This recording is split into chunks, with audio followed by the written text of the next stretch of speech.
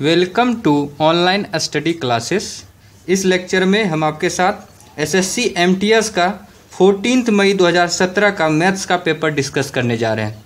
ये जो है 14 मई को सेकेंड शिफ्ट में आया हुआ है पेपर है, ठीक है। अगर आपको ये वीडियो अच्छा लगता है तो आप लोग इस वीडियो को लाइक भी कर सकते हैं और शेयर भी कर सकते हैं। चलिए आज का लेक्चर्स को स्टार्ट करते हैं, ठीक है।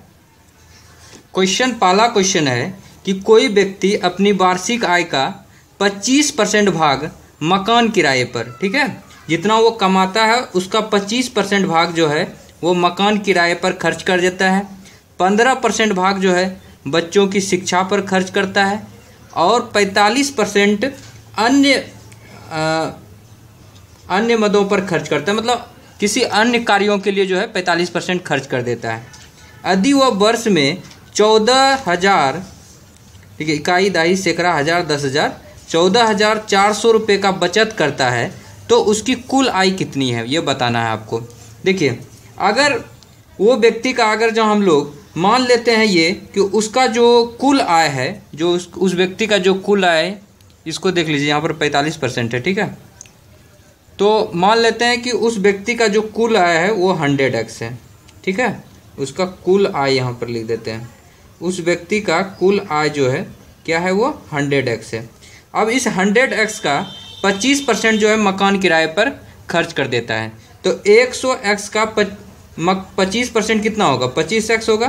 तो यहाँ पर लिखिए मकान किराए पर, मकान किराए पर, मकान किराए पर कितना हो गया, 25x खर्च हो गया, क्योंकि 100 का 25% होता है 25x, तो 25x मकान किराए पर।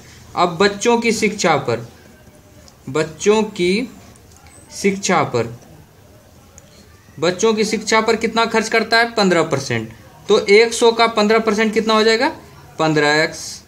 15x बच्चों की शिक्षा पर हो गया। अब 45% जो है वो अन्य किसी कार्य पर खर्च कर देता है, तो यहाँ पर लिखते हैं अन्य कार्य। कोई अन्य कार्य पर वो जो है कितना करता है, 100x का कुल आय का 45% अन्य कार्य पर करता है, तो ये क्या हो जाएगा, 45x हो जाएगा। तो टोटल इसका खर्च देखिए, टोटल खर्च कितना है इसका सालाना, तो इसको जोड़िए 45, 10, 55, 5, 60, 20, 80, 5, 85, यानी 85x जो है ये खर्च कर देता है साल भर में। मतलब 100x अगर कमाता है तो उसमें 85x तो वो खर्च ही कर देता है। तो उसके पास कितना बचा, तो देखिए एक बचत कितना हुआ, बचत हो जाएगा टोटल 100x कमाया, 85x खर्च कर दिया, तो टोटल बचत कितना हो गया, 15x। 15x जो है उसके पास बचता है।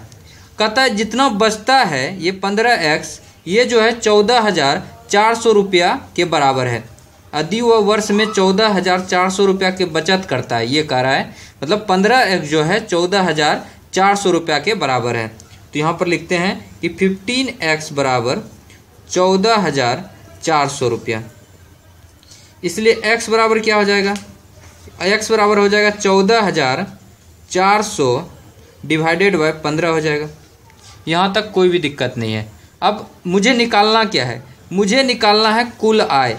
तो कुल आय कितना माने हैं, 100x माने हैं, तो इसलिए यहाँ पर लिखिए कुल आय बराबर, कुल आय बराबर 100x बराबर 100 गुना x का यहाँ निकाले हुए मान 14,400 डिवाइडेड बाय 15। यहाँ से कर लीजिए, 5 तिया 15 और ये 5 से 20 बार में, फिर 3 से 3 चौके 12, 2 8 3 8 24, यानी 4800 हुआ यहाँ पे। अब 48 गुना 2 कीजिएगा तो कितना होगा, 96 होगा। 48 दूनी 96 होता है, तो 96 कितना जीरो है, 1 2 3, तो 3 जीरो लगा दीजिए। तो इकाई दाही सैकड़ा हज़ार 10,000, 96,000 रुपया जो है उसका कुल आय है। इस 96,000 का ही वो 25% मकान किराए पर कर रहा था, 15% बच्चों की शिक्षा पर कर रहा था और 45% अन्य कार्य पर करके उसके पास 14,400 रुपया बच जाता था। तो उसका पूछा था कुल आय कितना है, तो वो है 96,000। तो देखिए 96,000, पहला ऑप्शन है 98,000, ये नहीं होगा। दूसरा है 1 लाख के लगभग है, ये भी नहीं होगा। तीसरा 96,000 है, ये मेरा आंसर होगा। 1,20,000 भी नहीं होगा, तो ये करेक्ट आंसर है 96,000, ठीक है। चलिए आगे चलते हैं। कहता यदि दो वृत्तों के क्षेत्रफल का अनुपात, यदि दो वृत्तों के क्षेत्रफल का अनुपात 4:9 हो तो उसकी परिधि का अनुपात क्या होगा। तो देखिए दो वृत्त है, दो वृत्त का क्षेत्रफल का अनुपात बोल रहा है, ठीक है। वृत्त मतलब क्या हुआ, वृत्त का मतलब होता है सर्कल, सर्कल। तो देखिए दो वृत्त है तो हम लोग क्या जानते हैं कि इसके क्षेत्रफल का अनुपात दिया हुआ है।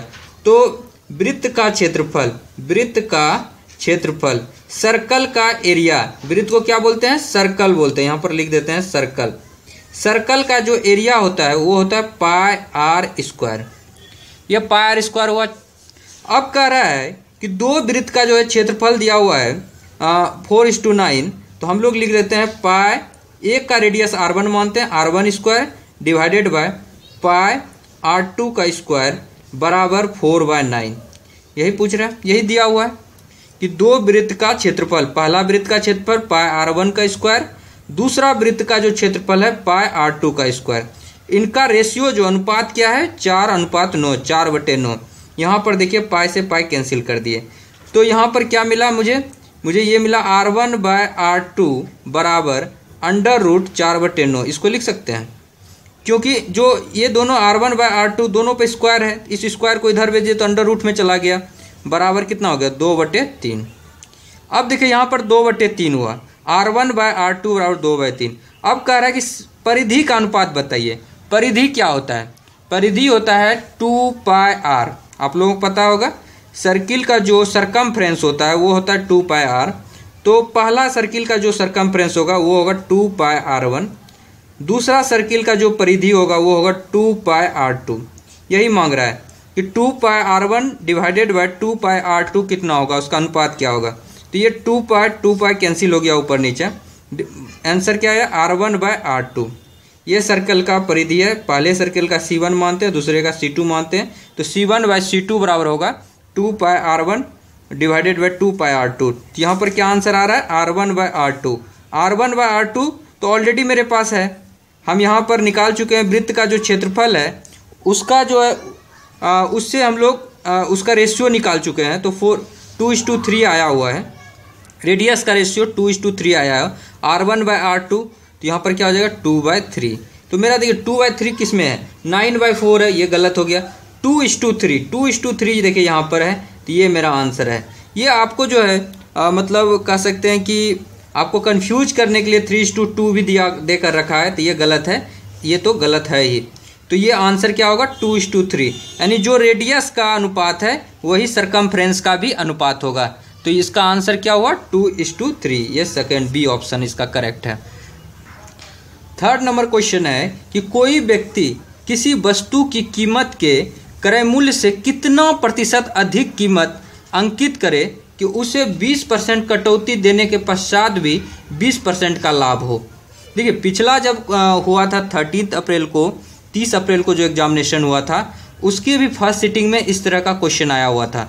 तो आप कह सकते हैं कि मैथ्स में क्वेश्चन एक ही पैटर्न के बार बार रिपीट हो रहे हैं, ठीक है, एमटीएस के एग्जामिनेशन में। इसलिए आप लोग जो है इन सारे क्वेश्चन को अच्छे से अगर देख कर जाते हैं, सॉल्व करके जाते हैं, तो आपको बहुत ही मदद मिलेगा, आपको बहुत ही कंफर्टेबल महसूस होगा एग्जामिनेशन हॉल में। इसलिए आप जो है जितना हो सके 2 से 3 बार इन सारे लेक्चर्स को देखिए। 30 अप्रैल के भी लेक्चर्स को देखिए, मैथ्स का वीडियो अवेलेबल है चैनल्स पर।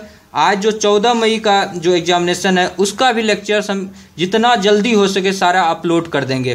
तो आप उन सारे लेक्चर्स को अगर देख कर जाते हैं तो काफ़ी आपको आराम मिलेगा, ठीक है। रीजनिंग का क्वेश्चन तो इतना आसान था, वेरी इजी। और मैथ्स का जो है हम कह सकते हैं कि ये भी आसान था लेकिन मीडियम था, उतना ज़्यादा मतलब रीजनिंग तो पूरा ही आसान था कि 10 मिनट में बच्चे 25 क्वेश्चन कर सकते थे। तो ओवरऑल कह सकते हैं कि आप लोग जो है अच्छा से अच्छा इसमें स्कोर कर सकते हैं एमटीएस के एग्जामिनेशन में। चलिए, तो कोई व्यक्ति किसी वस्तु के कीमत के क्रय मूल्य से कितना प्रतिशत अधिक कीमत अंकित करे उसे 20% कटौती देने के पश्चात भी 20% का लाभ हो। ठीक है, इस तरह का अगर क्वेश्चन हो जिसमें कि क्रय मूल्य भी हो, अंकित मूल्य की भी बात करे और डिस्काउंट की बात करे और अल्टीमेट जो है लास्ट में 20% का प्रॉफिट भी, इस तरह का जो होता है, जो क्रय मूल्य, विक्रय मूल्य और अंकित मूल्य तीनों का यूजेज हो, तो ऐसे कंडीशन में आप इस तरह का एक डायग्राम बनाइए। पहले लिखिए सीपी मतलब कॉस्ट प्राइस यानी क्रय मूल्य, फिर लिखिए एसपी सेलिंग प्राइस यानी विक्रय मूल्य, फिर लिखिए MP मार्क प्राइस मतलब अंकित मूल्य, ठीक है। CP क्रय मूल्य, विक्रय मूल्य और अंकित मूल्य, ये तीनों हमने लिख दिया। अब देखिए जैसा जैसा कह रहा है उसी तरह कीजिए। कोई व्यक्ति किसी वस्तु की कीमत के क्रय मूल्य से, क्रय मूल्य मान लेते हैं, क्रय मूल्य नहीं दिया हुआ है, हम लोग मान लेते हैं कि क्रय मूल्य इसका 100x है, ठीक है, अपने से माने हैं। क्रय मूल्य से कितना प्रतिशत अधिक कीमत अंकित करे, करा इसका कीमत कितना अंकित करे कि 20% डिस्काउंट देने के बाद, यहाँ पर जो है 20% जो है, जब भी डिस्काउंट मिलता है तो मार्क प्राइस पे आपका मिलता है, तो यहाँ पर जो है 20% का ये डिस्काउंट दिया, 20% का यहाँ पर क्या हो रहा है कि डिस्काउंट मिल रहा है। 20% डिस्काउंट देने के बाद भी ये जो है 20% का इसको लाभ हो, कितना हो, 20% का प्रॉफिट हो, ठीक है।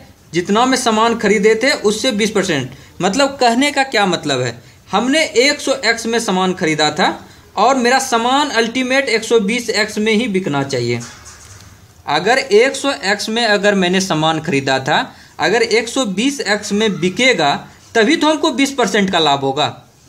100x का सामान है, 20% मेरा प्रॉफिट हो रहा है, तभी तब ना, मतलब कब होगा, जब 20% का प्रॉफिट कब होगा, जब ये 100x वाला सामान 120x में बिकेगा, यानी 20 ज़्यादा बिकेगा, ज़्यादा रेट में बिकेगा, तभी ना हमको 20% का प्रॉफिट होगा। अब आपको ये लगाना है दिमाग, आपको पूछा भी जा रहा है कि मतलब वस्तु की कीमत के क्रय मूल्य से कितना प्रतिशत अधिक अंकित मूल्य करें, मतलब कितना अंकित मूल्य रखें कि मुझे जो है 20% डिस्काउंट के बाद भी कितना, मतलब ये अंकित मूल्य रखें कि 20% डिस्काउंट के बाद भी मेरा जो सेलिंग प्राइस है वो 120x रहे। अब क्वेश्चन ये बन गया, क्वेश्चन क्या बन गया, पहले देखिए क्वेश्चन क्या था, पहले ये क्वेश्चन था कि मुझे 100x से 20% प्रॉफिट लेना है, तो हमने कह दिया चलो भाई 100x है, 20% प्रॉफिट दे दिए तो 120x हो गया, ठीक है। अब मेरा क्वेश्चन ये बना कि मुझे मार्क प्राइस वो निकालना है जो कि जिसपे कि 20% डिस्काउंट देने के बाद भी 120x मुझे मिले। तो देखिए कैसे निकालेंगे, ठीक है, 20% डिस्काउंट देना है तो ये मुझे निकालना है, ठीक है। तो एक तो तरीका ये है, आप लोग इसको y मान लीजिए, आप लोग इसको क्या मान लीजिए, मार्क प्राइस को हम लोग मान लेते हैं y का जब 20% इसमें डिस्काउंट देंगे, इस y पर अगर 20% डिस्काउंट देंगे तो मतलब कितना हो जाएगा 80/100, तभी ना 20% डिस्काउंट दिए, 20% डिस्काउंट दे दिए, तो ये हो गया 80/100 बराबर कितना हो गया 120x के बराबर होना चाहिए। इसलिए y बराबर क्या हो जाएगा 120x गुना 100 / 80। अब देखिए 20 चौके 80, 20 पंचे 100, 4 तिया 12, 30 हो गया, तो टोटल देखिए कितना हो गया 150x, यानी y का मान मेरे पास निकल गया कितना है 150x है।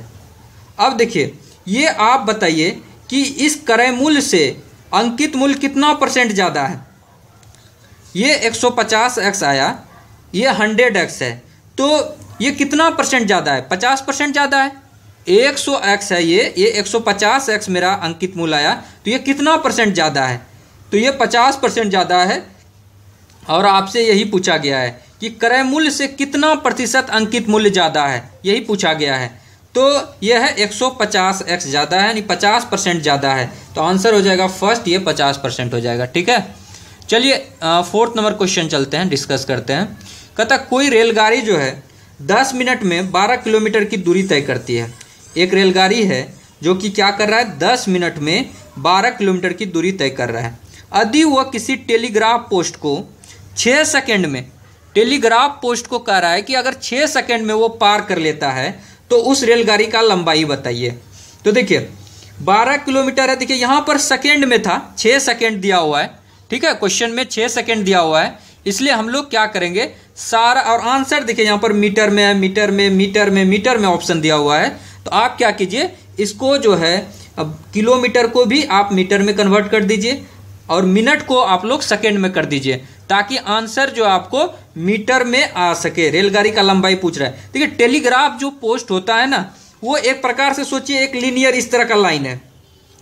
अगर ये ट्रेन अगर मान लीजिए इस ट्रेन का लेंथ अगर जहाँ मेरा L है, अगर इस ट्रेन का लेंथ क्या है L है, तो अगर इस टेलीग्राफ पोस्ट को अगर ये पार करना चाहता है तो अल्टीमेट जो है ये अपना दूरी ही तय करेगा, मतलब जितना ट्रेन की लंबाई है उसे ही अगर ये तय कर लेगा तो ये L पूरा तय कर लिया। तो सोचिए कि क्या हो गया कि इसने जो है टेलीग्राफ पोस्ट को पार कर दिया, यानी अपनी ही दूरी तय करने, अपनी ही लंबाई को तय करने में ट्रेन को 6 सेकेंड लग रहा है।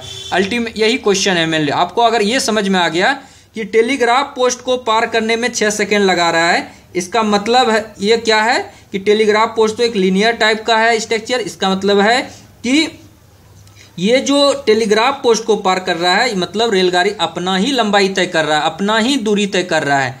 तो वही जो है जो इसको पार करने में, टेलीग्राफ पोस्ट को जो पार करने में दूरी तय करने में जितना समय लगेगा वही रेलगाड़ी का लंबाई भी होगा।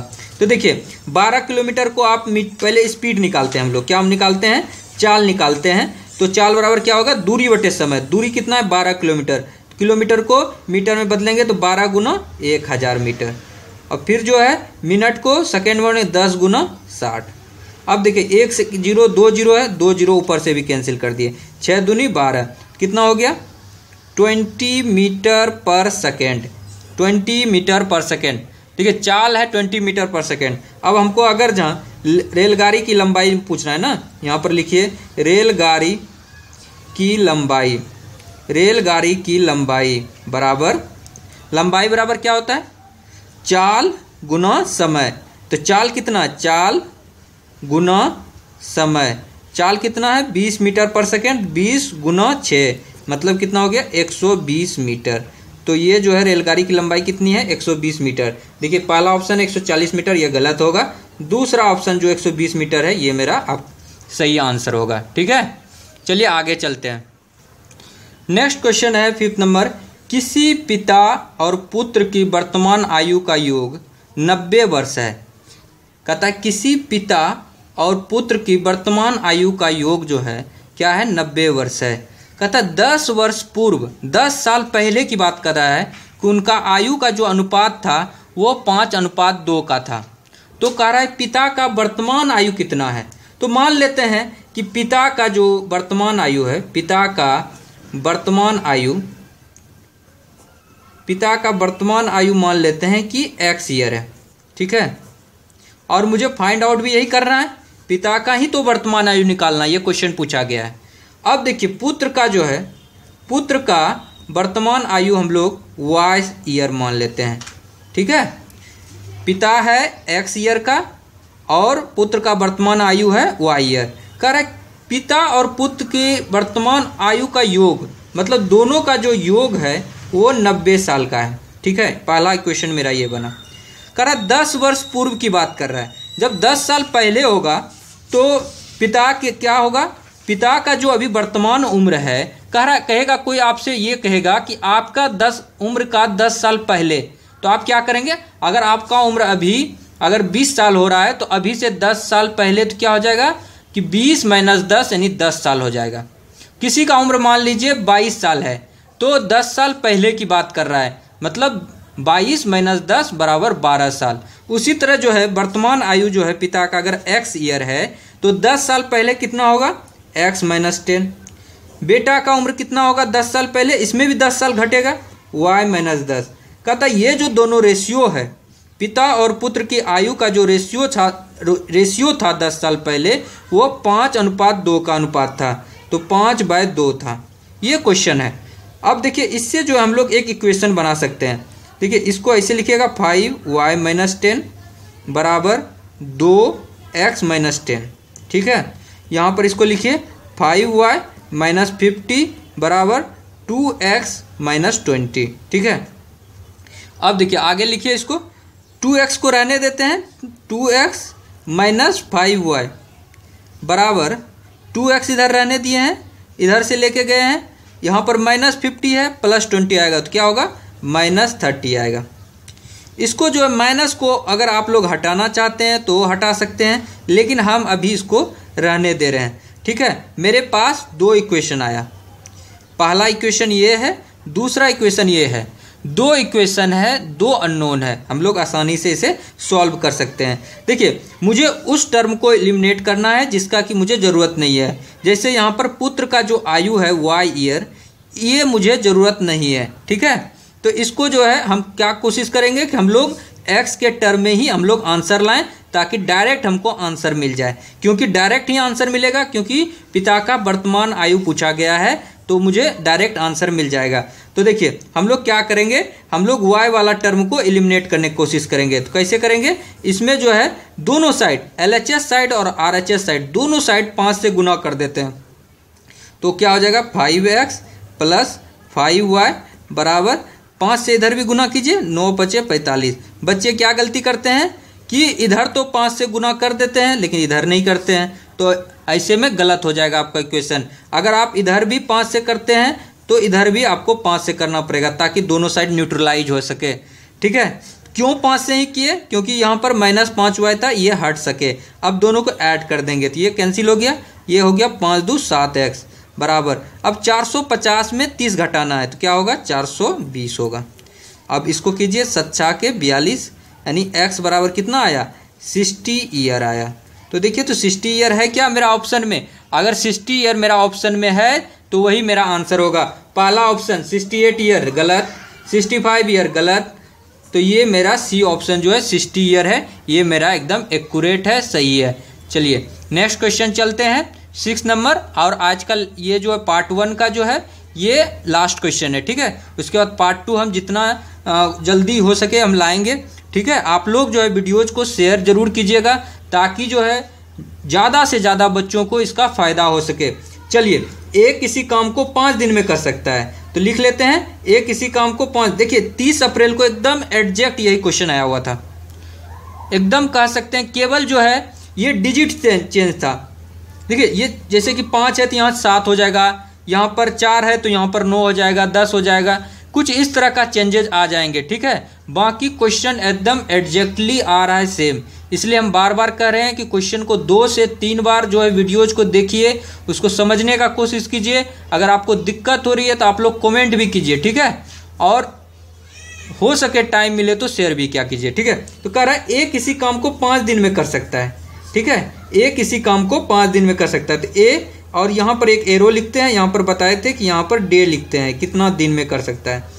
बी जो है उसी काम को 4 दिन में करता है। ठीक है, इन लोगों ने सब चीज़ बताया मुझे कि ए जो है 5 दिन में करता है, बी जो है 4 दिन में करता है, दोनों मिलकर उस काम को कितने दिन में समाप्त करेंगे। दोनों मिलकर, ये क्वेश्चन है कि दोनों मिलकर उस काम को कितने दिन में समाप्त करेंगे।